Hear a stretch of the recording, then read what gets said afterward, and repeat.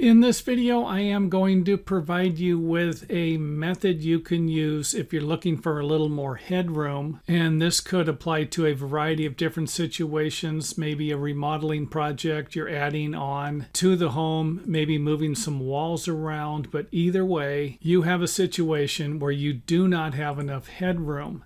And the headroom is usually measured from the angled line that would run all the way up the stairway. And this can be confusing, but I do have other videos on that, and I will try to put a link here for those of you who need a little more information about how to measure headroom height. Now, the minimum headroom height is 6 foot 8 inches. However, you would need to check with your local building department to verify any of that information. And I have seen people get away with 6 foot 6 inches before. So if you need a couple of inches, then definitely check with your local building department. Now, what I did here was I moved the floor back a little bit. Now, I'm not going to go into all the framing details because this video was actually inspired by something I saw on TV the other day, to where they had some type of a boxed section in a room, and the people were wondering why it was there, and I had a pretty good idea why it was there, and it's because they did something like this. And that would be, if you do move the floor back, there's a good chance that it's not going to be underneath the wall, and you're going to have to do a little more modification to the floor framing,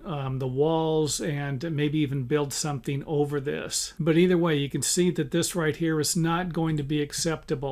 However, this is going to provide us with our first example of what we can do to fix something like this. So let's go ahead and fill the floor in here.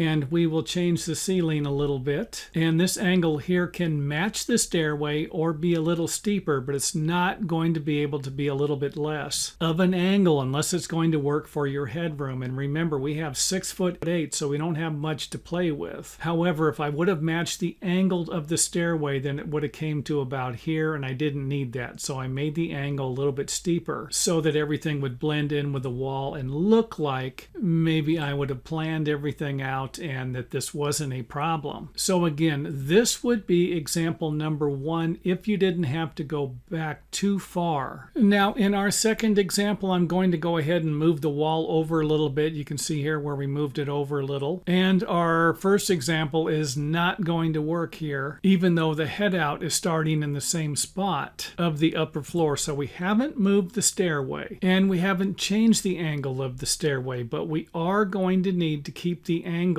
of the stairway. And of course, that can be measured from the bottom of the stairway or from the tip of each one of the stair treads. And whatever you use, you just want to try and keep the same angle so that the headroom is going to stay exactly the same. And this gives you a pretty good idea what we're going to have to cut out of this wall to make this work. So again, the angle of the stairway is going to be the same as the ceiling. So let's go ahead and cut a section out of the wall. And of course, this is the minimum distance. You might need to do further modifications because the line we're using here is going to be the finished line of the ceiling. So don't get this confused with the finished line of the framing. Otherwise, you're going to be in for one heck of a shock when you start measuring headroom clearance. Now, we're going to do the same thing that we did in the previous example by reshaping the floor framing to make it work with the angle of the stairway. And of course, we're going to shape the wall also so that we can end up with a nice flat ceiling, or at least a flat surface for our ceiling.